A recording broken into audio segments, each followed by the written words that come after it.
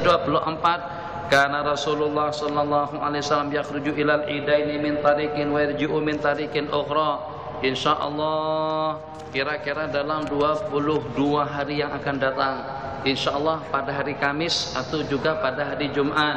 Hitungan cepat, Rabu 15 hari, Kamis 30 hari, berarti Jumat Lebaran. Berarti Jumat hari raya itu kalau genap 30 hari. Rabu itu sudah 15. Kamis 15 lagi. Kalau 29 berarti hari raya tepatnya pada hari Kamis. Macam tuh orang menghitung. Nah, hitungan orang tua Rabu, Kamis, Jumat 10. Toh? Rabu, Kamis, Jumat, Sabtu, Ahad, Senin, Selasa, Rabu, Kamis, Jumat. Jadi hitung Rabu, Kamis, Jumat 10. Atau Rabu ke Rabu lagi 2 kali jadi 15. Rabu, Kamis, Jumat, Sabtu, Ahad, Senin, Selasa, Rabu, Kamis, Jumat, Sabtu, Ahad, Senin, Selasa, Rabu lagi. Jadi kita puasa pada hari Al-Arbi'a, puasa pada hari Rabu, ke Rabu berikutnya yang kedua 15 hari. Kemudian 16 hari bulan Kamis. Kamis ke Kamis lagi berarti 15, maknanya 30. Kalau 30 hari raya Jumat. Tapi kalau hari raya, kalau bulan hanya 29, berarti kita akan berlebaran pada hari Kamis. Diamalkan. Jadi kalau seandainya dengan kita pergi ke masjid sini, pada masa kita pergi kita datang dari pada sebelah sana pusing, jalan sini jalan tol, baliknya ambil jalan kampung, baliknya jalan lain. Jangan kita gunakan jalan yang sama.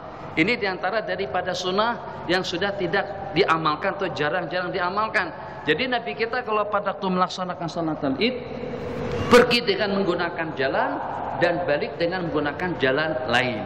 Jadi terserah jalan yang mana satu. Jalan banyak untuk kita datang ke sini daripada beberapa jalur dan juga daripada beberapa tol.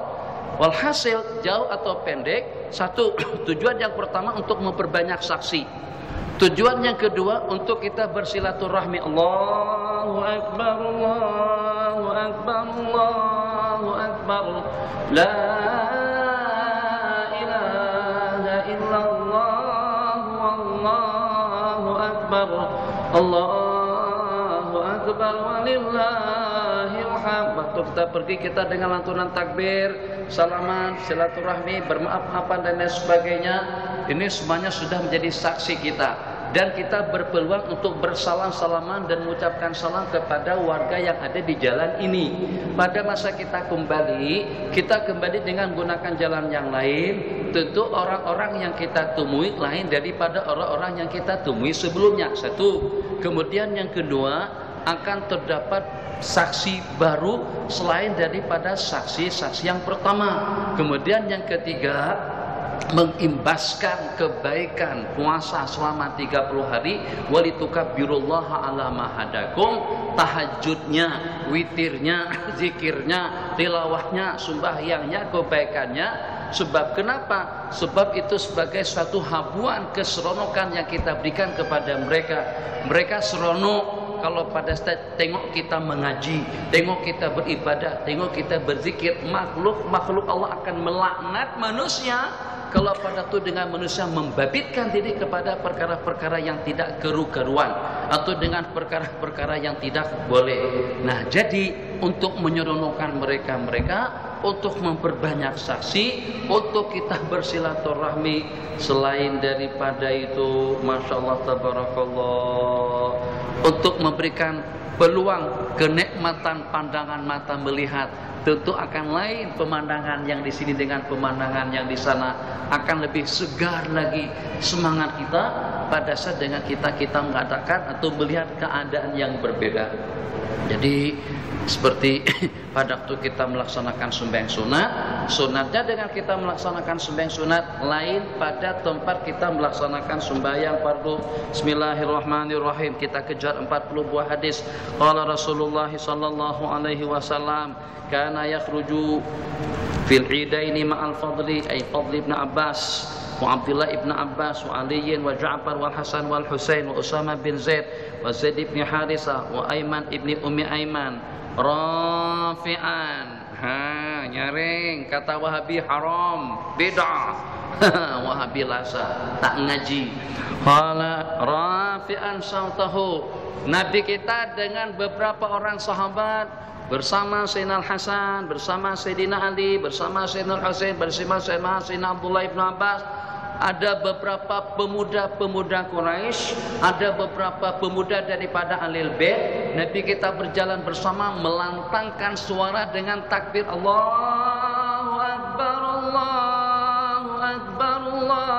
Jadi bukan hanya hidup ini bagai lampu dinding. Jangan sampai mereka tuh hanya menyaksikan kita dengan lagu dan juga dengan rentak hiburan yang semacam itu. Itu boleh tahan. Kalau tidak dengan lagu-lagu yang lain, dalam aku berkelana, itu panjang ceritanya. Nyanyi. Jadi mereka juga seronok kalau tengok kita baca Quran, merasa nikmat kalau tengok kita melantunkan tasbih, tahmid dan takbir. Itu makna daripada perkataan di sini. Dengan melantunkan suara mereka, rafi'an sautum bitakbir, faya'khudhu tariqal haddadin. Maka Nabi kita dengan rombongan tadi itu mengambil jalan Al-Haddadin, nama jalan tempat orang membuat besi. Qala hatta ya'tiyal musalla fa idza faragha. Dan apabila selesai Nabi kita mengambil jalan yang lain sehingga sampai ke rumah. Jadi diantara daripada hikmatnya untuk memberikan keberkatan. Nabi kita kalau berjalan, jalan jadi harum.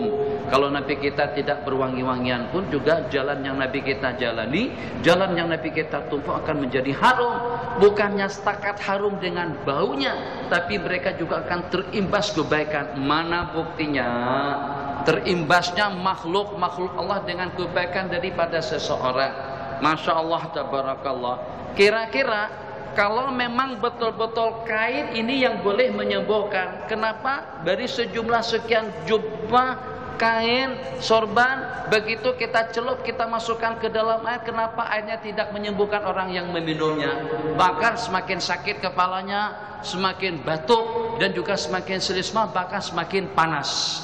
Kenapa dikatakan tuh dengan jubah Imam Ahmad Ibn Hanbal, kalau ada orang sakit direndam dan diminumkan sembuh daripada penyakitnya. Kenapa juga diriwayatkan jubah baginda Nabi sama Ummu Salamah dan oleh beberapa daripada ummahatil mukminin, kalau ada orang demam, kalau ada orang sakit, jubah tadi itu dimasukkan ke dalam air, airnya diminumkan dan sembuh. Apakah karena jubahnya? Tidak, dia bukan karena jubahnya. Keberkatan itu karena jubah tadi itu berada pada tubuh makhluk yang paling mulia, adanya di batang tubuh insan yang senantiasa raki', sajid, zakir, ingat kepada Allah Jalla wa'ala. Jadi bukan karena Imam Syafi'i tidak boleh beli jubah, berapapun harganya jubah kita boleh beli. Imam Syafi'i ada duit, beliau punya kemampuan, tapi kenapa dengan beliau meminta jubahnya Imam Ahmad Ibn Hanbal? Dalam mimpi Imam Syafi'i, Imam Ahmad bin Hanbal teguh dengan pendirian, tidak goncang dengan akidah dan keyakinan. Itu tentang masalah khalqil Quran, yang walaupun dicambuk, diseksa, dianiaya, didera, kata beliau kalau kepada onta mesti onta itu akan mati. Tapi itu kepada Imam Ahmad. Kalau dengan yang lainnya Imam Syafi'i sendiri masih berpolitik atau juga masih bertauriah. Jadi kata Imam Syafi'i, Al-Quran, Taurat, Zabur, Injil, hadhil arba'ah makhlukah. 4 yang ini nih makhlukah. Maksud Imam Syafi'i bukan 4 Al-Quran, Taurat, Zabur dan Injil. Zabur dan Injil yang Imam Syafi'i masukkan hadhil arba', yang 4 ini 4 Jericho ini makhluk. Itu tauriah namanya, menyamar. Orang tanya, Syekh Nuruddin ada tak? Kebetulan tanya dengan saya sendiri, ketok pintu rumah saya, tok tok tok tok, assalamualaikum. Saya pun siap-siap di dalam, assalamualaikum. Waalaikumsalam. Saya buka pintu, minta maaf Tuan Haji, numpang nanya, Tuan Guru ada di rumah? Oh, saya perasa orang ini tak kenal saya. Tuan Guru ada di rumah? Saya bilang sebentar, sekejap. Saya pun masuk ke dalam. Bu, Alang, minta maaf Tuan Haji, tadi Tuan Guru ada di sini. Ada di sini. Sekarang udah pindah ke sini udah. Tadi Pak Guru ada di sini. Jadi orang paham berarti sekarang sudah ada di rumah. Itu namanya tauriah. Nah, Imam Syafi'i saja bertauriah, Imam Ahmad tidak ada tauriah. Quran kalamullah kadim, bukan makhluk. Yang akhirnya Imam Ahmad kena azab atau kedua kena penjara selama tidak kurang daripada 18 bulan. Imam Syafi'i dalam mimpi beliau, Imam Ahmad teguh dengan pendirian. Jadi tolong sampaikan mimpiku ini kepada Imam Ahmad dan aku meminta hadiahnya atau meminta oleh-olehnya. Dihadiahkan jubah Imam Ahmad. Imam Syafi'i meminta jubah Imam Ahmad bin Hanbal rahimahullah ta'ala tabarrukan bihi.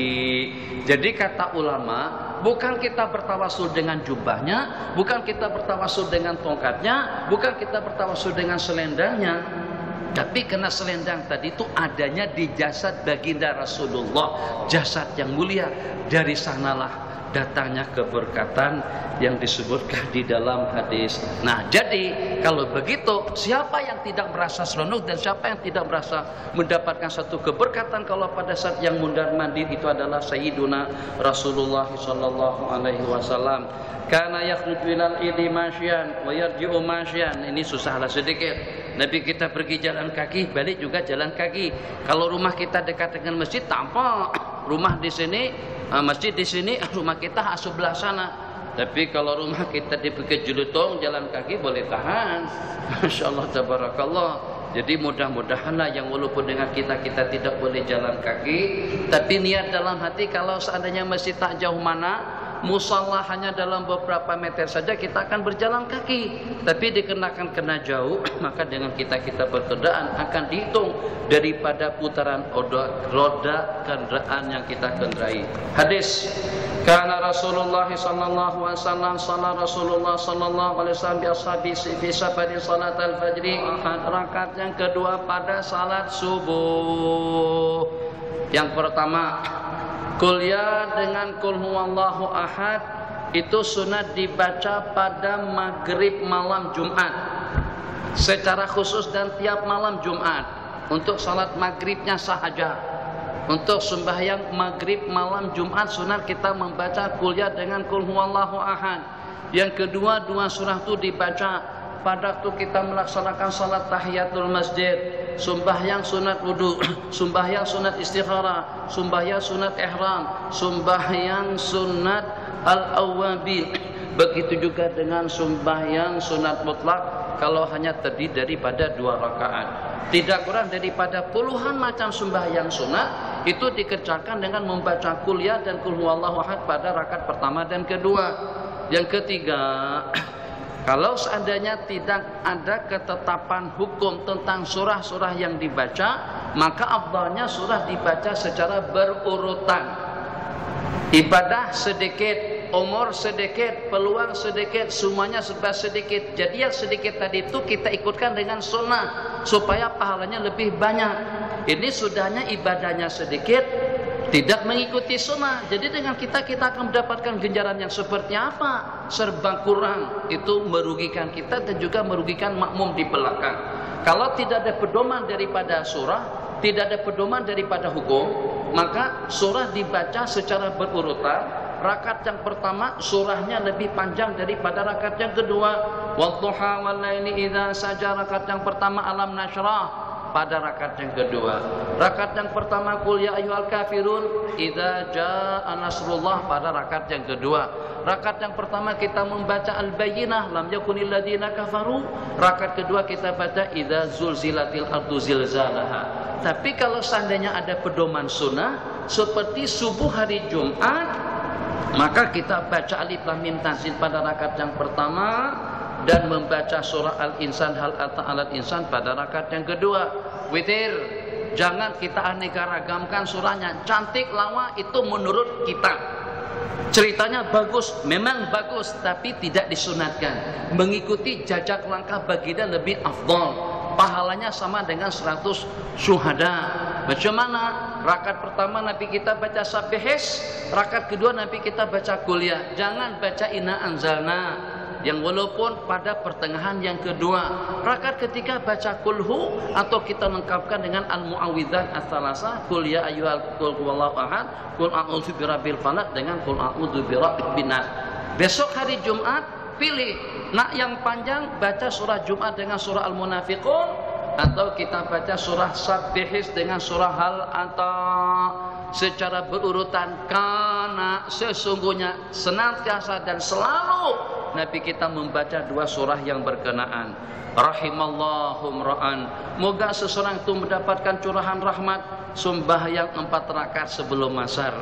Masya Allah, paling berat sebab kita masih di jalan, paling berat karena badan kita lenguh dan letih, paling berat sebab kita baru saja bangun tidur, selepas kita berwudu pergi ke masjid sudah qomat, tidak berpeluang untuk sembahyang 4 rakaat, akan mendapatkan curahan rahmat daripada Allah. Seseorang yang istiqamah mengerjakan 4 rakaat sembahyang sebelum asar. Hadis berikutnya, bismillahirrahmanirrahim, ij'alu akhira salatikum bilaili witra. Jadikanlah yang terakhir sembahyang kamu itu dengan melaksanakan sembahyang witir sebagai penutup. Jadi kita inginkan dengan penutup yang baik. Qul huwallahu ahad di Mesir, kalau pada saat akan melaksanakan witir yang terakhir, subhanal wahidil ahad, subhanal fardis samad, subhanalladzi lam yalid wa lam yulad wa lam yakul lahu kufuwan ahad, autiru asabakumullah.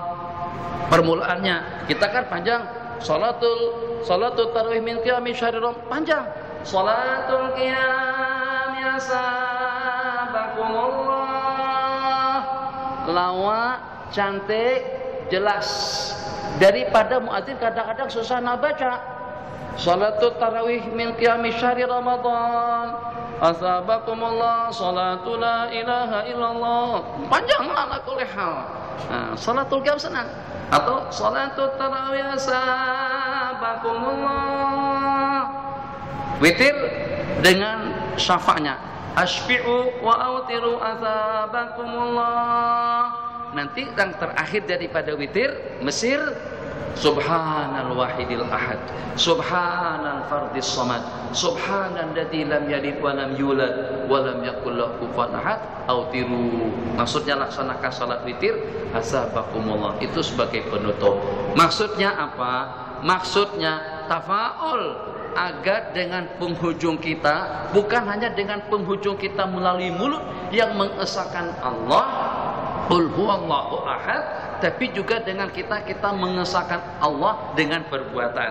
Kalau dengan mulut la ilaha illallah, dahulu pernah saya sebut, hidup ini bermula daripada Allah dan penghujungnya pun juga adalah Allah. Adzan bermula daripada Allah, penghujungnya pun juga adalah Allah. Sembahyang yang terpenting, yang itu adalah merupakan tiang agama, sembahyang itulah yang akan membuka pintu gerbang surga.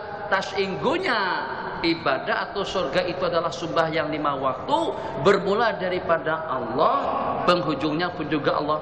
Allahu Akbar, takbir, penghujungnya Assalamualaikum warahmatullah. Allah, penghujungnya adzan, Allahu Akbar, Allahu Akbar, penghujungnya la ilaha illallah. Permulaan hidup Allahu Akbar, Allahu Akbar, telinga kanan adzan, telinga kiri qomat. Matinya man kana akhiru kalamihi la ilaha illallah, balasannya dakhalal jannah, masuk surga. Jadi itu pengesaan dengan mulut, wahdaniyatullah. Supaya juga ada pengesaan daripada anggota tubuh, maka dengan kita dituntut sebelum kita tidur, yang menurut baginda Nabi, tidur itu adalah merupakan saudara daripada mati. An-naumu akhul maut, tidur itu adalah saudaranya mati. Jadi kita akhiri juga aktiviti dan kegiatan kita akhiri dengan mengesahkan Allah melalui mulut, dan juga dengan mengesahkan Allah dengan sembahyang yang ganjil. Bismillahirrahmanirrahim. Qala Rasulullah sallallahu alaihi wasallam, innal mayyita la yu'adzabu bihi Innal mayyita la yu'adzabu bima bibukai ahlihi alaihi. Sesungguhnya dengan si mati akan terseksa dengan tangisan daripada Mesir ada Mesir niyaha. Kalau nak tahu apa yang Nabi kita maksud dengan merintih orang mati, merintih-rintih, meniahi orang mati di kita Melayu tak ada. Di Indonesia, Malaysia, Singapura tak ada. Yang ada itu di negara-negara Arab. Ya Allah.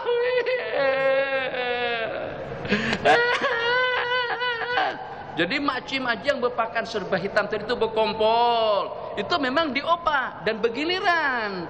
Dan kena harus dibayar. Dibayar macam mana? Jadi kalau suamiku mati, awak kena macam tu. Awak kena berkumpul ke rumahku. Nanti kalau suami awak meninggal dunia, kami juga akan datang ke sana. Jadi dia buka tudungnya, buka tudung, pukul muka, ya Allah. Itu namanya niyah. Itu yang nanti kita maksud. Si mati akan diseksa Allah dengan rintihan daripada keluarganya. Tapi kalau seandainya setakat menangis saja, meneteskan air mata, Nabi kita bersabda, innal aina la tadma wal qalba la yahzan wa inna li firakika ya Ibrahim la hazin. Mata menangis, hati sedih, dan kami berduka cita dengan kepergianmu, meninggalnya putra Nabi kita yang bernama Ibrahim. Wala naqulu illa ma qala rabbuna, dan kami tidak mengatakan melainkan apa yang dikatakan oleh Allah, inna lillahi wa inna ilaihi raji'un. Ada riwayat menangisnya orang mati kalau pada saat dalam keadaan nazar itu tidak mengapa, tapi jangan menangis lagi kalau setelah meninggal dunia. Kesimpulannya, menangis yang terlarang yang disertai dengan niyaha, sobek pakaian, pukul-pukul badan, pipi, ya Allah, itu haram. Itu kalau pada waktu kematian. Kalau pada waktu pengantenan, resepsi penikah atau akad perkawinan, itu masjid juga punya khas, ada beluluinya. Kita tak ada. Kita senyap-senyap saja. Itu budaya Mesir. Jadi sambil mengantar pengantin, semuanya itu ketahuan. Berarti ada kenduri kawin di sana. Jadi senyaring itu mereka beluloi pada waktu akad nikah, senyaring itu juga pada saat meninggalnya seseorang, dan itu hukumnya haram. Si mati akan disiksa Allah. Kata ulama Syafi'iyah secara khusus, kata ulama, si mati akan tersiksa dengan jeritan dan tangisan daripada keluarga kalau si mati itu berwasiat macam tuh. Haji, jangan senyap-senyap saja nanti di waktu abang mati ya. Jangan lupa ya, Madalina jangan lupa ya. Kalau abang mati awak kena menjerit supaya kelihatan betul awak tuh cinta abang. Kalau ketawa berarti kamu tidak cinta. Kalau menangis berarti kamu cinta aku. Betul-betul kamu buktikan cinta kamu kepada orang ramai. Tangisin aku. Kalau perlu sobek-sobek pakaianmu. Kalau perlu jangan makan 10 hari. Matilah aku. Tuh wasiat yang macam tuh. Suami berwasiat minta ditangisi, bapak berwasiat kepada putra-putri agar mereka menjerit-jerit pada hari kematiannya. Itu yang menjadi asbab Allah akan seksa dia di dalam kubur. Hadis Bismillahirrahmanirrahim. Inna ahadakum idza mata. Ya Allah. Sesungguhnya dengan salah seorang kamu apabila dia meninggal dunia, urida alaihi maq'aduhu bil ghadati wal 'ashi. Akan dipajang, dipamerkan, akan dipertontonkan tempatnya pada tiap pagi dan petang. Jadi jangan dikira hufrah yang sekecil itu. Jangan dikira liang kubur tadi saya sebut. Sini kita berada di kawasan Damansara damai. Kalau sudah damai berarti tak ada peperangan, tak ada yang bergaduh, tak ada pencurian, tak ada pengangguran, karena sudah damai. Kalau pada waktu di dunia saja, ternyata dengan kehidupan kita sebagaimana kita rasakan, udaranya bebas, pandangannya bebas, makanannya luas, itu hidup di dunia saja sudah seperti itu dunia. Tapi kalau kita berpindah ke alam barzakh, itu disebut dengan alam akhirat. Al-barzakhu atau al-qabru awalu manzilin min manazilil akhirah. Nabi kita bersabda, kubur itu adalah merupakan persinggahan yang pertama daripada persinggahan akhirat. kalau dunia saja seperti ini luasnya, macam mana kalau pada waktu kita berada di alam kubur? Di dunia saja kalau kita duduk di rumah yang hanya ukurannya 10 kali 10, kadang-kadang kita terasa sempit. Makanya itu kita sering keluar. Macam mana kalau dengan ukuran kubur 1 kali 2? Duduk bukan seminggu, bukan setahun, mungkin ratusan tahun, mungkin ribuan tahun baru akan berlakunya hari kiamat. Cemana kita duduk di situ? Ekon tak ada, kipas tak ada, semuanya tak ada. Sekejap lagi ada durian di situ, sekejap lagi ada minuman, sekejap lagi ada keripap. Di dalam kubur mana ada keripap, mana ada donat. Semalam disebut durian, akhirnya datang duriannya. Ada kan saya sebut durian pada masa pengajian semalam mengenai apa menuntut durian. Ini cerita warga Singapura, habaib daripada Yaman, datang makan durian 3 biji habis, akhirnya meninggal dunia seketika itu juga. Tak lama kemudian masuk, tak tahu karena tak ada berhubungan dengan kawan-kawan. Jadi benda itu kalau sering disebut dia datang. Terbukti malam tadi itu. Oh, 2 kantungan. Sampai sekarang masih ada lagi di rumah saya. Kawan-kawan bekal lagi durian yang seperti genggam itu besarnya. Jadi anak-anak pun semuanya jadi kaki durian. Bapaknya kaki durian, anaknya pun juga kaki durian. Yang perempuan diri semua. Apa? Sampai yang baru lahir tuh, Muji pun juga senang makan durian. Anak sop durian makan durian semua tadi itu. La ilaha illallah. Ikut bapak juga masuk. Macam tu ceritanya. Mana ada durian dalam kubur? Kalau di rumah yang sempit saja kita sudah terasa terhalang. Nah, kalau sudah menjadi tetamu Allah di dalam kubur, Nabi kita bersabda, "Summa yufsahu lahu fi qabri madal basar." Kemudian Allah luaskan kuburnya sejauh mata kita memandang. Selesa, seronok, nyaman, enak, bahagia, imbasan udara daripada syurga. Itu kalau dari ahli syurga. Wal iyadzubillah, sebelum ke akhirat, sebelum dihisab, sebelum kiamat, dia sudah melihat siksaan seperti apa yang akan menantikannya nanti selepas dia dimuhasabah oleh Allah. Nabi kita bersabda, tiap orang yang meninggal maka akan Allah pertontonkan surga dan neraka pada tiap pagi dan petang. Kalau seandainya dia daripada ahli syurga, ja'alanallahu wa iyyakum min ahlil jannah, minta 3 kali Allah akan bagi. Ya Karimu ya Wahhab, akribna bil firdausil a'la bighairi hisab. Ya Karimu ya Wahhab, matti'na fil firdausil a'la bighairi hisab. Ya Karimu ya Wahhab, adkhilna jannata bighairi hisab. 3 kali minta macam tu. Surga berkata, ya Allah, aku melamarnya dan perkenankanlah dia untuk menjadi penghuni aku. Surga yang meminta. Kalau kita dengan keegoisan kita tak nakkan neraka, sehingga kita minta perlindungan 3 kali, Allahumma ajirna minan nar, Allahumma ajirna minan nar, Allahumma ajirna minan nar, 3 kali untuk selain daripada sembahyang subuh dan maghrib. Neraka berkata, ya Allah, semacam mana dia tidak mau dengan aku pun juga tak nakkan dia. Betul bahasanya sudah, tak nakkan dia. Keegoisan neraka itu juga cukup hebat. Dia tak nakkan aku juga tak nakkan kamu. Jauhkan dia daripada aku ya Allah. Neraka yang memohon agar orang tadi itu terelak daripada api neraka. Jadi kedua-duanya itu selain daripada yang warid, surga diminta 3 kali, neraka minta perlindungan pun juga 3 kali. Kalau dia daripada ahli neraka, imbasan yang dipertontonkan itu daripada neraka, yuqal, ini tempat yang menantikan kamu, ini tempat dudukmu sampai nanti kamu akan dibangkit oleh Allah pada hari kiamat. Memberi lebih baik daripada menerima. Qala, riwayat daripada Sayyidina Abdullah ibni Umar anha radhiyallahu ta'ala anhu, qala kataba Abdul Aziz ibni Marwan kepada Ibni Umar, anirfa ilayya hajatak, coba laporkan hajat keperluanmu. Nak pondok pesantren, nak gaji untuk guru, nak keperluan buat operasional, nak buat pondok-pondok, nak buat asrama. Itu kalau dengan kita. Sayyidina Abdul Ibn Umar mendapatkan tawaran semacam itu daripada Tuan Khalifah, maaf, daripada gubernur. Abdul Aziz bin Marwan, bukan Abdul Malik. Irfa ilayya hajatak. Jadi kata Sayyidina Abdullah ibnu Umar, sesungguhnya tangan yang di atas itu lebih baik daripada tangan yang di bawah, dan mulakan dengan karib karabatmu. Wabda biman ta'ul, walastu as'aluka syai'an wala aruddu rizqan razaqanihi lahu minka.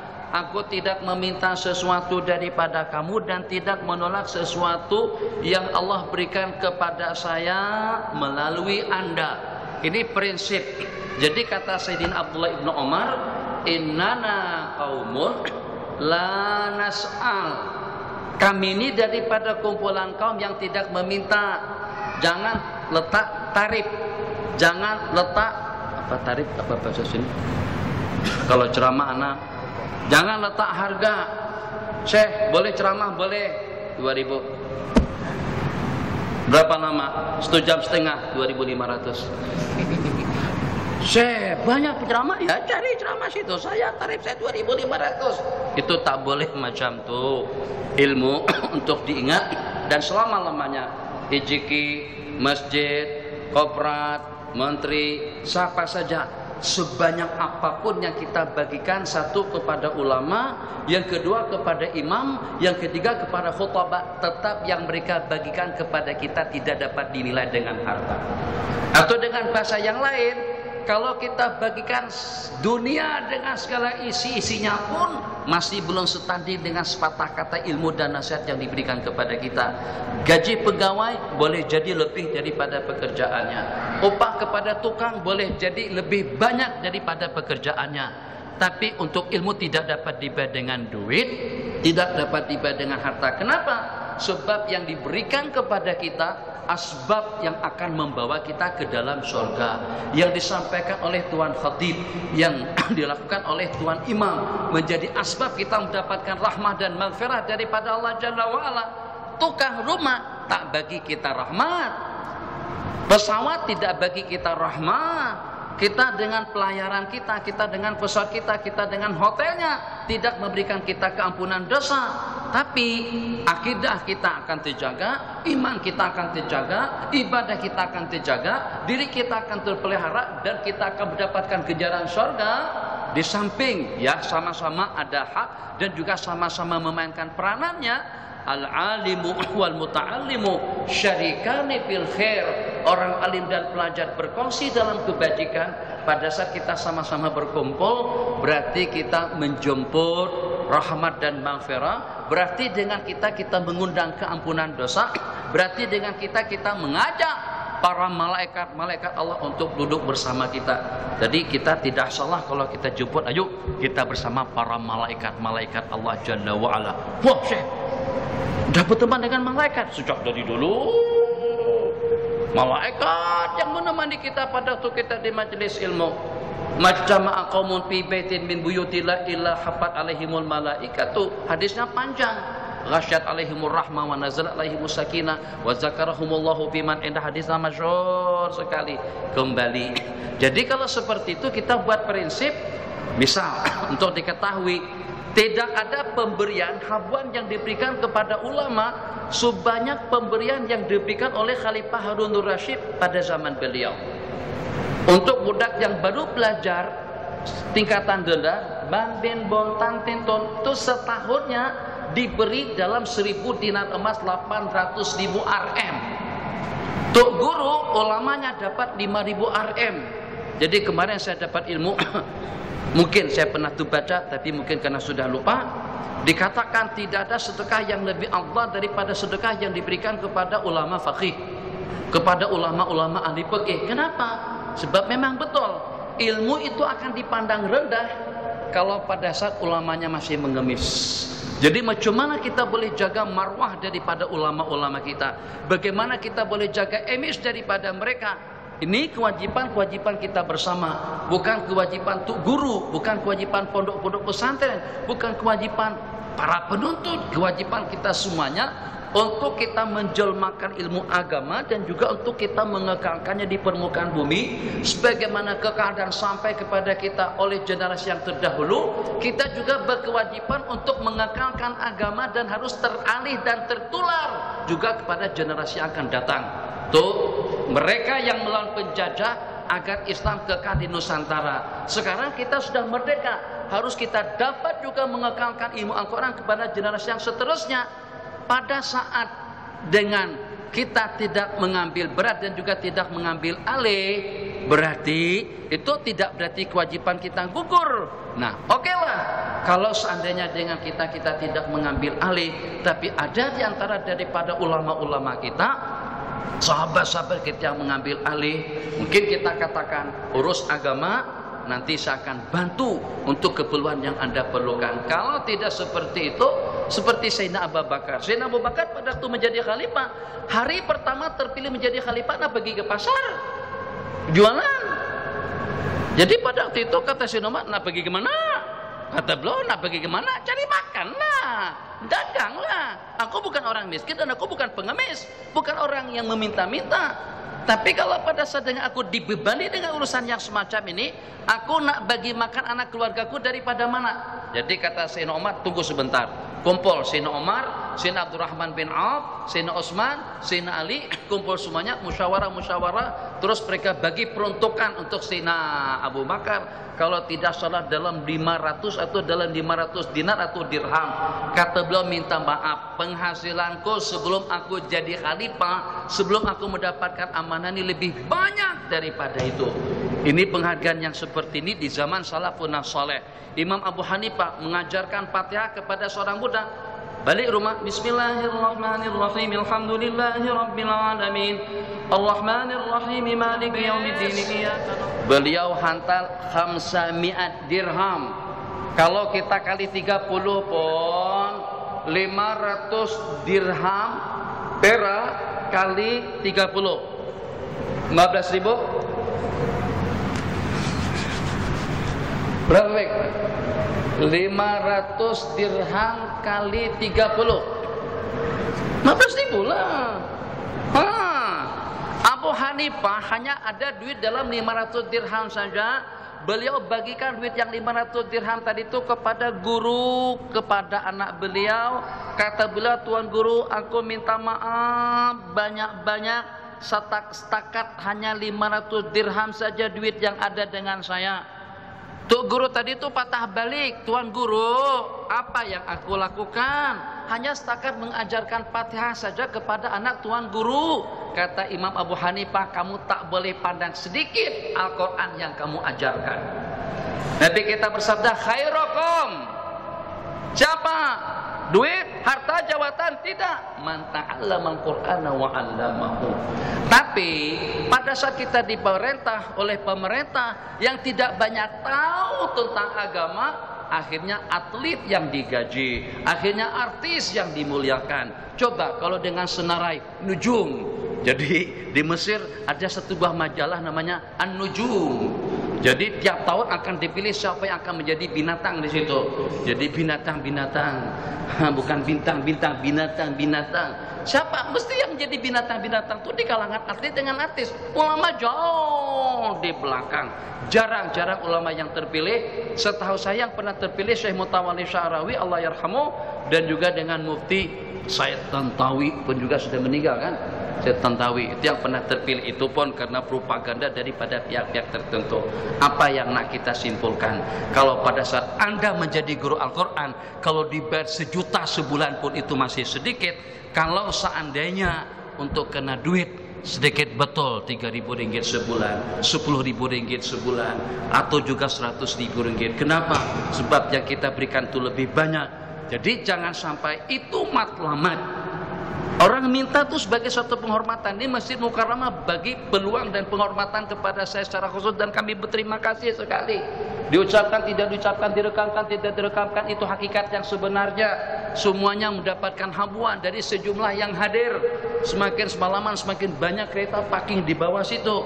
Tak tahu kah? Ini pengajian masa mengantuk nih. Tak lenguh kah? Tak letih kah? Tak mengantuk kah? Ramai yang bermujahadah untuk melawan mata, tapi sebagainya tidak mengantuk. Saya belum tengok orang mengantuk lagi. Kalau ada mengantuk 2-3 saya tunjuk. Masya Allah, tabarakallah, tak mengantuk lagi. lagi. Itu pahalanya kepada EJK yang pertama, yang memberikan peluang dan kesempatan kepada kita. Siapa yang ada andil, yang ada saham dalam pengajian pada malam hari ini, yang terbanyak mendapatkan habuan balasan daripada Allah, bukan RM, tapi akan mendapatkan lantunan rahmat dan maghfirah, doa daripada orang ramai. Prinsip, jangan meminta, tapi kalau diberi jangan ditolak. Nah, itu prinsip Sayyidina Abdullah ibni Umar radhiyallahu taala anhu. Bagi banyak alhamdulillah, bagi sedikit alhamdulillah, tapi yang walaupun kadang-kadang nafsu sedikitnya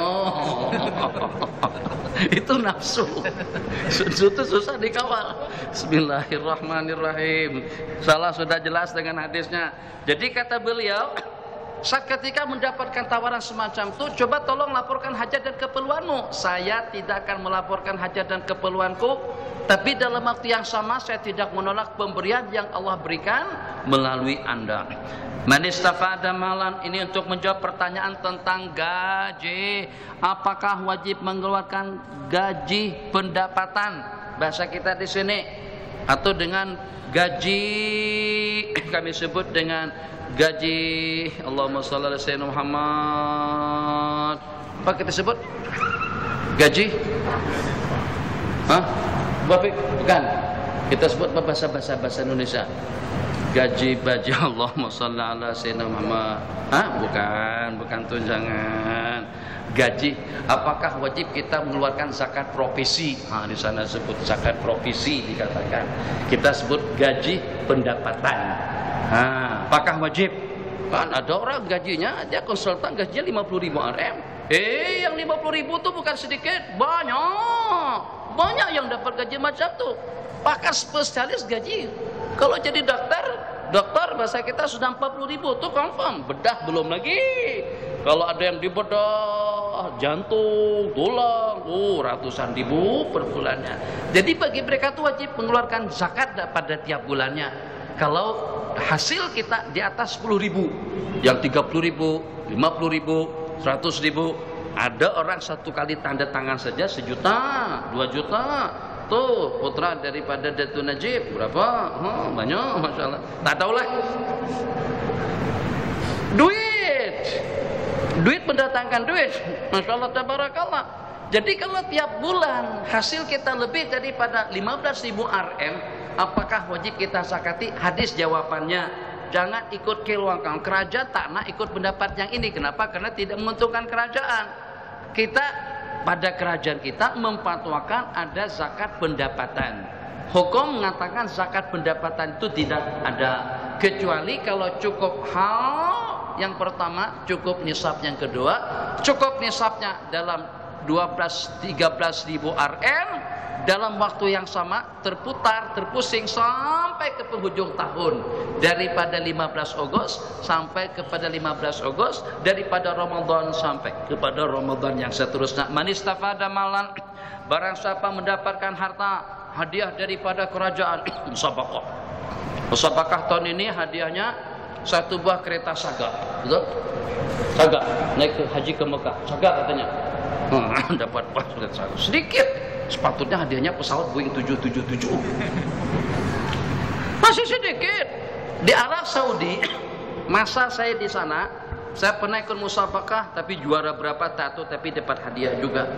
Di Indonesia, saya pernah dapat juara kedua azan dan juara kedua musabaqah tilawatil Quran. Juara 2 atau juara 2? Johan pertama, juara kedua, juara 2. Kenapa? Sebab pesertanya 2 orang saja. Jadi Dewan Juri mau tak ada pilihan. Terpaksa saya dapat Johan juga. Kenapa? 2 orang dia musabaqah. Ya hak lainnya tuh banyak. Ada musabaqah kali pertama saya lari, karena musabaqah katanya baca Fatihah dengan surah pilihan. Oke lah, saya sudah baca surah Fatihah bagus. Surah pilihan wadduhaka lam nashraka. Begitu sampai ke tempat musabaqah tadi itu ternyata baca Quran. Jadi bahasa di sana, pemegang qari, pembawa nomor urutan 139 dipersilakan membuka halaman 171 daripada surah Arab ayat yang ke-39. Dipersilahkan. Macam tuh yang sebelumnya, ana jadi risau takut. Ana nak baca apa? Ana belum pandai baca Quran lagi, masih kanak-kanak. Akhirnya nak balik ke rumah pada itu ana tinggalkan. Dewan musabakah. Nama ana dipanggil ana tak datang. Daripada memalukan, baca apa? Kita baru baca Fatihah dengan surah-surah yang pendek. Baca pertengahan Al-Quran, suruh baca surah Al-Ankabut. Tercabut bulu roma kita. Innalillah. Itu ceritanya. Jadi musabakah Al-Quran, pendengarnya dapat pahala as-sami' wal mustami'. Yang mendengar dan yang membaca sama-sama dapat rahmat turun, maghfirah turun. Allah tengok, wa man nadhara ilaihi la yu'adzibu abada. Orang yang ditengok oleh Allah, Allah tidak akan menyiksanya. Ternyata hadiahnya setakat 1 buah kereta saga saja. Coba kalau pada itu dengan pemain badminton Datu Leng Liung Lung apa namanya itu menang, 1 juta dapat. Itu menunjukkan agama ini jauh terinjak di bawah telapak kaki kita. Jadi kita tidak menghormati atau tidak memuliakan agama sebagaimana pada posisi dan juga pada kedudukannya. Tendangan pertama daripada pemain bola sepak, kompong boleh dapat 50.000, 100.000 RM. Mana buktinya? Tuh dengan Mesir Husam Hasan dengan Ibrahim Hasan, 2 beradik. Entah ta'rif? Husam Hasan tendangannya pada waktu menendang gol pertama pada golnya Belanda tahun 2000 berapa, Piala Dunia tahun 2000 berapa Mesir masuk, Mesir melawan Belanda kalau tidak salah 2-1 Mesir kalah. Itu Husam Hasan mendapatkan 1 buah pila atau 1 buah banglo mewah oleh putra Raja Fahad.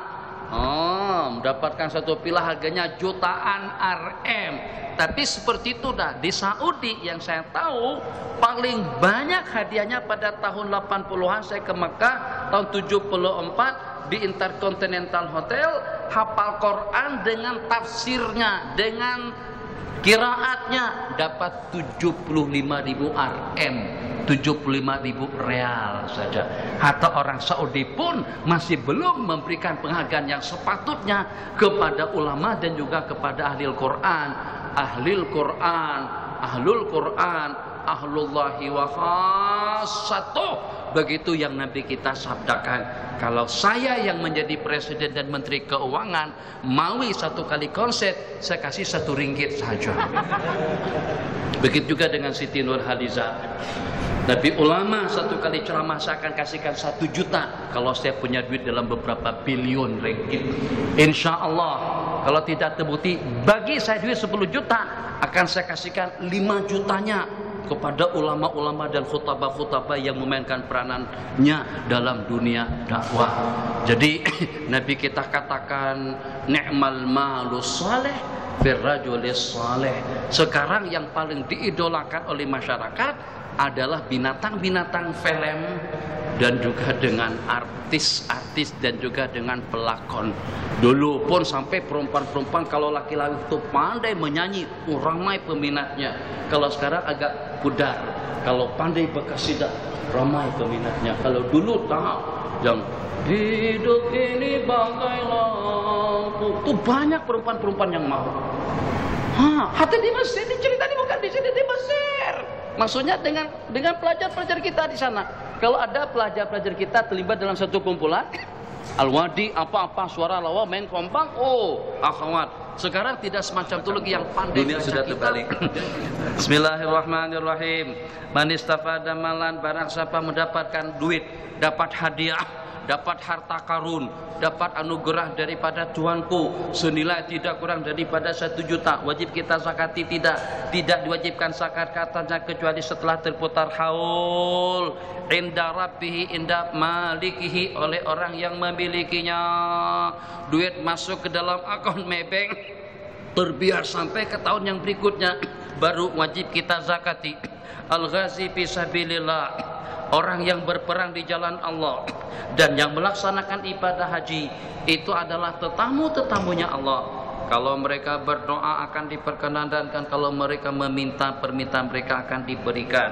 Idza laqital hajj, apabila kamu berjumpa dengan jamaah haji, fasallim alaihi wasafihu, Bahkan sunat dengan kita bukan setakat bersalaman, kita peluk rapat-rapat, tapi jangan diangkat orang.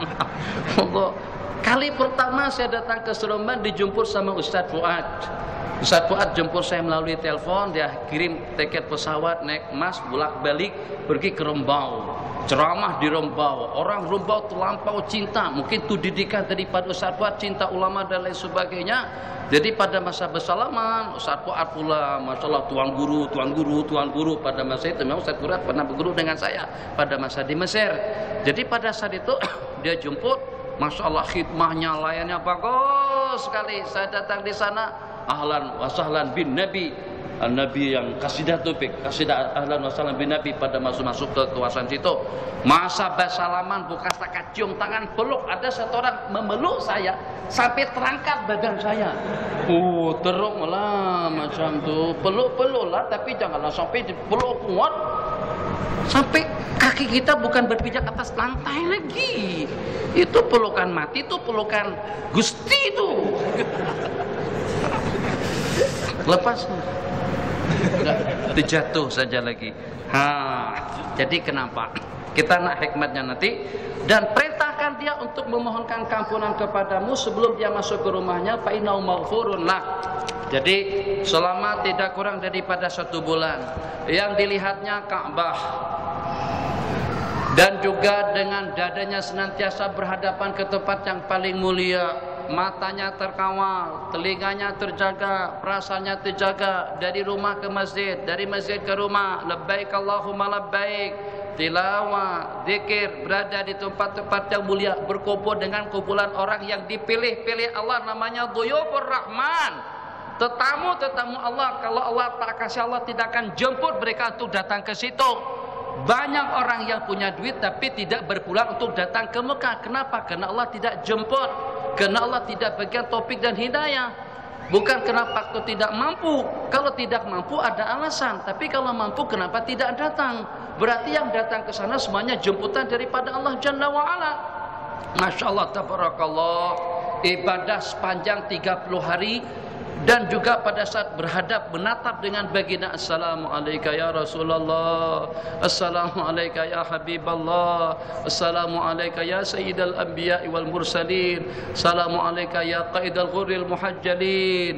Ini ushiduka bi annani asyhadu an la ilaha illallah wa asyhadu anna Muhammadar Rasulullah, ushiduka annaka qad ballaghtar risalah wa addaital amanah. Kitab dada fi aqdasil muqaddasah fi afdalil biqa', berada di tempat yang paling mulia, di mana Firraudati Syarifah, dengan lantunan salawat kita kepada baginda. 10 hari di Madinah, mungkin 30 hari di Mekah, mungkin yang walaupun dia tidak sadar berapa aulia-aulia yang ditemuinya, berapa orang-orang saleh yang ditemuinya. Maka kita ingin terbelutut kebaikan orang tadi itu kepada kita. Itu hikmatnya kita salami. Sebab pembelututan handphone, pembelututan program itu dekat macam tu. Peluk, imannya, keyakinannya, kebaikannya. Nabi kita kata, minta dia memohonkan kampunan kepada kamu sebelum dia masuk ke rumah, sebab dosa kesalahannya terampuni. Bismillahirrahmanirrahim. Sallallahu ala sayyidina Muhammad. Hadis yang ke-34. Berhenti pada hadis yang ke-41 insyaallah. Tawar lagi. Khamsun minad dawabi, 5 jenis daripada binatang, laisa 'alal muhrimi fi qatlihinna junahun, tidak bersalah kalau kita membunuhnya. Yang pertama, ghurab dengan hidaah, maknanya kurang lebih burung elang. Hidaah jenis sejenis juga dengan burung elang, atau disebutkan dengan ikan apa itu? Gagak. Al-ghurab wal hidaah. Qala wal aqrab, kala jengking, wal fa'ratu, tikus. Jangan toleransi dengan tikus itu sejak daripada dahulu. Nabi kita kata al-fa'rah itu daripada fuwaisiqat, yuqtal nabil hili wal haram. Bono baik di tanah halal maupun juga di tanah haram. Akhir-akhir ini baru kita tahu ternyata dengan tikus itu diantara daripada binatang yang membuat penyakit. Kalau kami sebut dengan penyakit typhus. Typhus, yang panas, jarang selamat. Kalau lambat berobat. Kalau sudah kena penyakit demam tikus tadi itu wal iyadu billah, kesannya sangat-sangat berbahaya. Nabi kita kata kalak jengking pakai radar kalau pada waktu dia berjalan. Jalan radarnya naik di kepala, bahaya tuh. Oh, masalah tengok sana sini. Tengok dah, tuh ekornya yang naik ke atas tuh. Tersentuh sedikit saja boleh mematikan. Kalak jengking dengan ular hitam, dengan tikus, riwayat juga dengan wazagha, artinya dengan cicak. Dengan cicak, jangan toleransi dengan cicak. Bukan politik, ada hubungannya dengan politik. Cicak itu kenapa dibunuh sampai kepada anak cucu cicitnya pun juga kena jatuhkan hukuman mati oleh hukum karena dia bersokongkol dengan Raja Namrus, pemerintahan yang zalim. Ini bukan ceramah politik, pemerintahan yang zalim pada saat itu. Dikatakan kesekongkolan daripada cicak tadi itu dalam bentuk seperti apa? Ikut meniup api Namrud.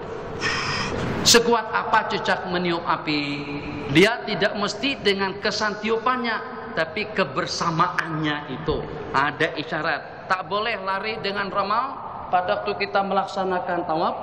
Ada yang namanya ramal, ada yang namanya al-ittiba. Al-ittiba dengan kita menyodongkan kaki orang dengan membuka bahu kanan.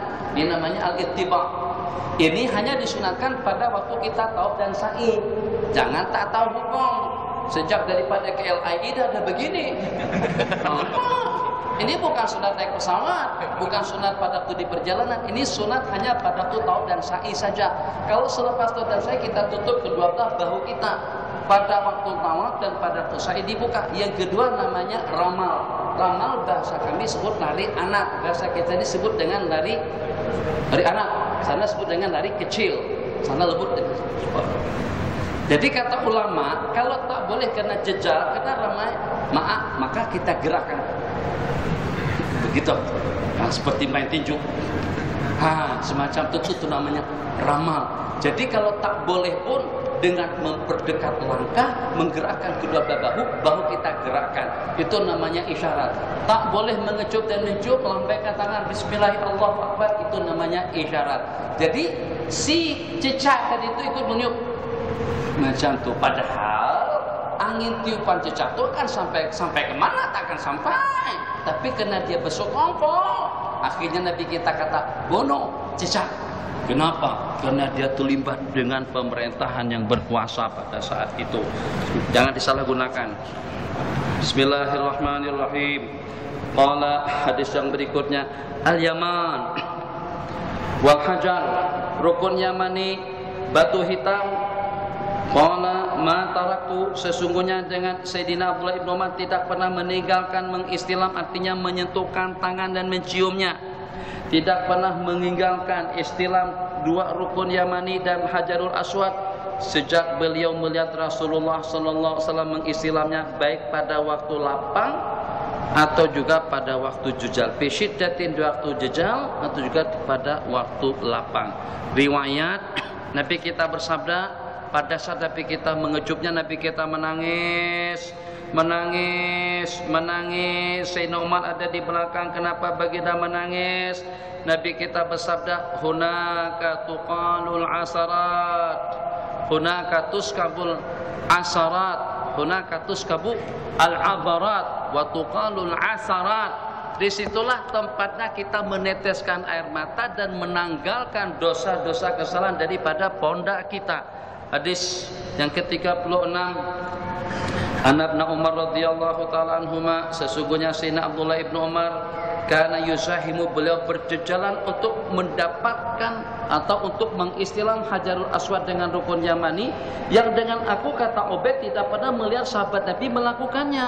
Aku tuh bertanya, ya Aba Abdurrahman, kenapa dengan Tuhan melakukan perkara semacam itu, bermusahamah, berjejal-jejalan untuk mendapatkannya? Yang perkara itu aku tidak pernah saksikan para sahabat Nabi melakukannya. Jadi kata beliau, kalau saya lakukan sebab aku pernah mendengar Nabi kita bersabda, menyentuh Hajarul Aswad dengan rukun Yamani itu akan melenyapkan dan menghapuskan dosa-dosa kesalahan. Man tafa bihadzal bait, barang siapa tawaf di Mekah, ini kita di bulan Ramadan, yang ada duit, ada peluang waktu, ada kesempatan, sisihkan dalam 5-6 ribu RM untuk pergi menjadi tetamu Allah. Seorang perempuan tidak sempat untuk melaksanakan haji bersama Rasulullah. Nabi kita bersabda kepada wanita tadi itu, umrah di bulan haji, umrah di bulan Ramadan, umratun fi Ramadan ta'dilu hajjatan ma'i. Orang yang melaksanakan umrah pada bulan Ramadan itu mengimbangi pahala haji bersama aku. Kalau ada duit, ada peluang, ada kesempatan, yang walaupun kita sudah berkali-kali pergi haji, ambil juga peluang untuk puasa Ramadan di Mekah dan di Madinah, dan juga untuk kita buat umrah dan ziarah lain. Jadi kita akan melihat suasana kita ditarik dan direbut-rebutkan oleh orang yang membukakan kita. Itu hanya adanya di Mekah dan di Madinah. Lepas sembahyang asar kalau kita sembahyang di rumah, atau lepas sembahyang asar di masjid, balik rumah 1 jam sebelum buka puasa turun ke masjid. Baru masuk pintu gerbang masjid sudah ada yang mengajak kita untuk berbuka di sufrah dia. Di rupa-rupanya di situ ada saudagar, ada orang kaya yang duduk bersama orang ramai untuk menikmati hidangan yang serba sederhana, sembusa, roti dengan air susu masam, tambah dengan kemun, tambah dengan 2-3 gelas air susu, air zam-zam, dan yang paling asik sekali urut tobat, buka dengan tamar yang masak keliling dengan hitungan yang tepat. Fa'ahsahu, putaran yang pertama 1, putaran yang kedua 2, maka pahalanya sama seperti memerdekakan hamba sahaya. Man tafa bil baiti, barang siapa tawaf di sekitar Ka'bah dan melaksanakan sembahyang 2 rakaat sama dengan memerdekakan hamba sahaya. Nabi kita doakan kepada yang bergundul, insyaallah bang, kalau umrah atau haji rambut gondol semuanya. Tadi teman saya di Kedah panjang rambutnya sampai panjang betul lah. Jadi rambut panjang bagus, asalkan dirawat dan dijaga. Kalau perlu pakai sorban bang, pakai sorban pada waktu sembahyang, rambut panjang tak masalah. Nabi kita berambut panjang sampai dikepang dengan 4 kepangan, diayam dengan 4 ayaman, dadadak dadadak dadadak, bergoyang dia rambut di belakang. Rambut Nabi kita jumma wafrah 5, panjang sampai menutupi daun telinga, sampai ke bahu. Nabi kita berambut panjang. Nah, jadi dengan beliau hanya menggundul pada waktu haji dan umrah. Jadi kalau kita yang berebut panjang, jangan digunting, jangan dijogor, kecuali kalau pada waktu kita ke Mekah, atau kalau kita tidak akan menggundul dan menggunting rambut kita pun, tapi kalau pada waktu ke Mekah kita gondol. Kenapa? Sebab Nabi kita doakan 2 kali, 3 kali, ya Allah curahkan rahmatmu kepada orang yang bergondol. 3 kali Allahumma arhamil muhalliqin wal muqassirina ya Rasulullah. Pada kali keempatnya baru Nabi kita doakan orang yang bercukur. Bahasa sini bercukur yang sikit, gunting, cukur habis, gunting sikit. Nabi kita doakan orang yang bergondol atau yang bercukur 3 kali dengan curahan rahmat. Tapi yang bergunting hanya setakat 1 kali sahaja. Bismillahirrahmanirrahim. Hadis yang ke-39, 40, 41 berhenti. Qala naha Rasulullah sallallahu alaihi wasallam ayyam farar rajulu. Nabi kita mencegah seseorang itu bermusafir, melainkan yang terakhir daripada titik waktunya melaksanakan tauf di sekitar Ka'bah. Ayakuna akhir ahdi bil bait, yang terakhir sekali. Dah belanja, shopping sudah, belanja sudah, ziarah sudah, urusan sudah, semuanya sudah. Terakhir sekali tawaf. Bil bait artinya tawaf wada 7 keliling. Bil bait artinya dengan melaksanakan tawaful wada. Tawaf wada hukumnya wajib. Kalau ditinggalkan kena dam. Kalau tidak ada udzur, kalau ada keuduran, tawaf wada hukumnya gugur. Qala Rasulullah sallallahu alaihi wasallam, nah Rasulullah ayam farar rajul, artinya bepergian kecuali setelah dia mengakhiri segala galanya dengan tawaf di sekitar Ka'bah. Barang siapa menunaikan haji, maka hendaklah penutupnya, penghujung daripada segala aktiviti dengan melaksanakan tawaf wada, kecuali perempuan haid. Nabi kita berikan rukhsah kepada mereka untuk meninggalkan tanah suci Mekah tanpa tawaf. Barang siapa melaksanakan haji dan umrah, maksudnya dengan haji qiran, maka memadai untuknya 1 kali tawaf dan juga 1 kali sa'i, sehingga dia bertahalul daripada kedua-duanya. Pelaksanaan ibadah haji ya imam qiran, ya imam ifrat, atau juga tamattu. Mudah kita ingat, tamattu artinya kita laksanakan umrah dulu baru kita melaksanakan haji. Ifrat kita laksanakan haji dulu, lepas haji baru kita melaksanakan umrah. Qiran karena akdu kiran Mesir, akad nikah kiran karena tuh menyampingkan, menyertakan, menggabungkan. Jadi kiran artinya melaksanakan haji dan umrah digabungkan menjadi satu. Maka dengan penggabungan tadi itu, apakah kita wajib melaksanakan 2 kali tawaf dan juga 2 kali sa'i? Tidak. Pelaksanaan haji kiran sama dengan pelaksanaan haji ifrad. Man qarana hajjatahu wa umratahu, maka memadai baginya dengan 1 kali tawaf. Nabi kita bersabda, laisa minal birri siyamu fis safar, bukan daripada kebaikan berpuasa pada waktu kita bepergian. Ini kata ulama, kalau bepergian itu akan menyusahkannya. Tapi kalau dari sini ke Evo, kereta pula selesa betul, Mercedes S-Class, masyaallah tabarakallah, atau dengan Camry pun juga cukup lumayan nyaman, Hyundai Accord pun juga cukup lumayan nyaman. Tak jauh mana Evo saja, takkan tidak puasa. Beda hanya kalau pada waktu kita dari sini terbang ke Mekah. Kalau kita bertolak daripada KLIA pada pukul 5.30, kita tidak berbuka puasa pada pukul 70. Kita akan berbuka puasa pada pukul 12 waktu kita di sini. Berarti kita puasa tidak kurang daripada dalam 18 jam.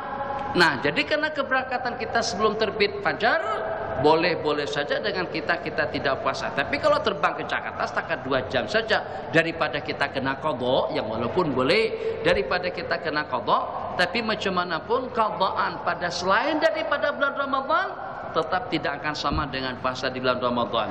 Boleh qadhaan kita pahalanya sama dengan bulan Ramadan kalau di qadhanya di bulan Ramadan. Tapi bila boleh qadha Ramadan bulan Ramadan, mana boleh. Kalau kita membuat qadhaan pun tidak sah qadhaan, karena untuk puasa bulan itu. Jadi Ramadan tidak dapat digeser, tidak dapat ditolak daripada posisi dan juga daripada tempatnya. InsyaAllah besok malam kita mungkin dalam 30 buah hadis lagi. Untuk selanjutnya kita akan iklankan, tetap kita akan kita habiskan. Kita sambung nanti selepas hari raya. Saya balik 13 hari bulan Ramadan, patah balik ke sini pada 27 Ramadan. Mungkin langsung balik kampung ke Ipoh, buat anak-anak berlebaran di sana.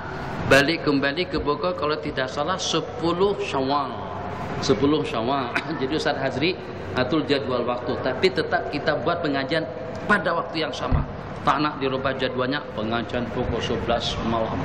Yang di Bukit Beruntung pun juga tetap pengajian pukul 11 malam. Di sini untuk kita teruskan pengajian ini mungkin masih ada 2 pertemuan lagi, baru kitabnya habis. Bila selepas hari raya nanti, insyaallah. Allahumma salli wa sallim wa barik alaihi wa ala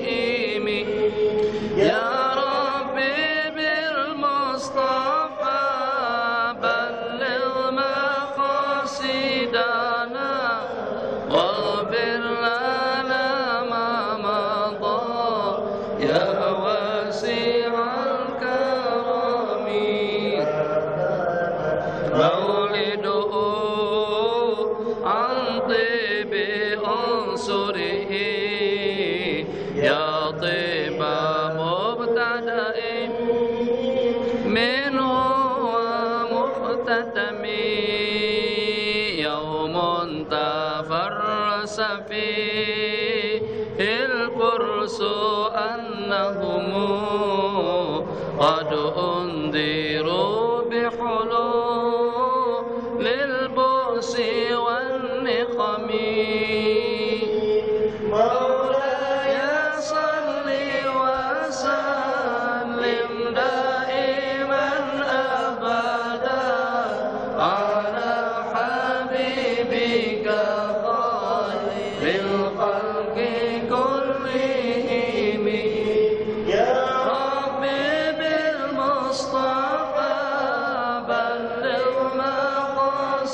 مقاصدنا واغفر لنا ما مضى يا واسع الكرم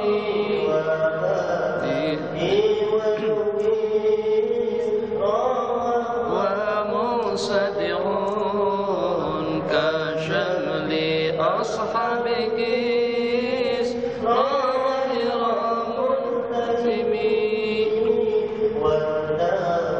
قابضة الأنفاس من أسف عليه والنرس كالعين بالدم مولاي صل وسلم دائما أبدا على حبيبك خير الخلق كلهم يا ربي بالمصطفى بلغ مقاصدنا واغفر لنا ما مضى يا واسع الكرم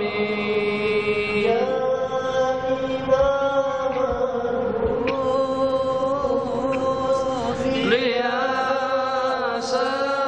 سندي سندي أنت بعد الله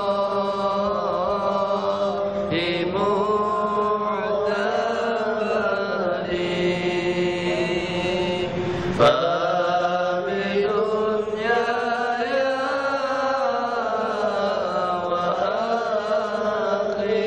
وآخرتي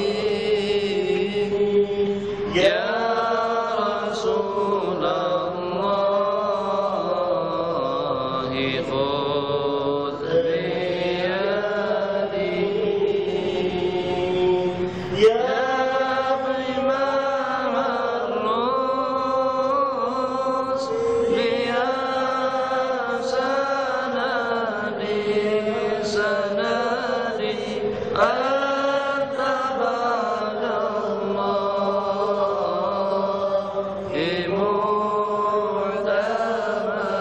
معتمدي فبدنياي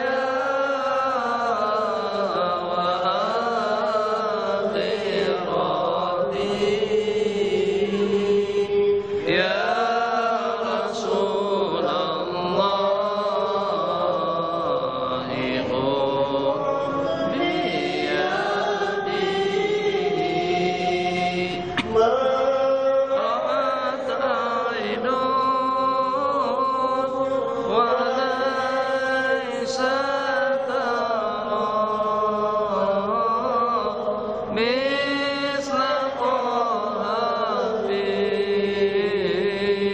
الورى بشرا خير من فوق الثرى سرى طاهر الأنساب والشيام يا إمام الرسل يا سندي سندي أنت بعد الله معتمدي فبدنياي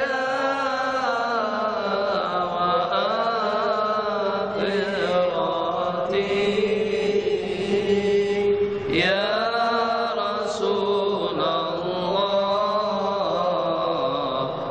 خذ بيدي اللهم صل وسلم وبارك عليه وعلى